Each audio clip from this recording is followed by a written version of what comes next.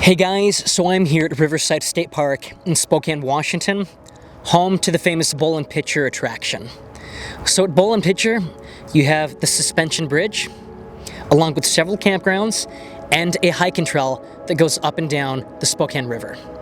So I prefer to go upstream when hiking on the trail, and that's because, in my opinion, you have better views of the Spokane River. It's a very easy hiking trail. You don't have to be in shape to hike it, and it's a great escape from the city without actually having to leave the city. So I highly recommend it. If you're trying to have a nice, beautiful day, check out Riverside State Park.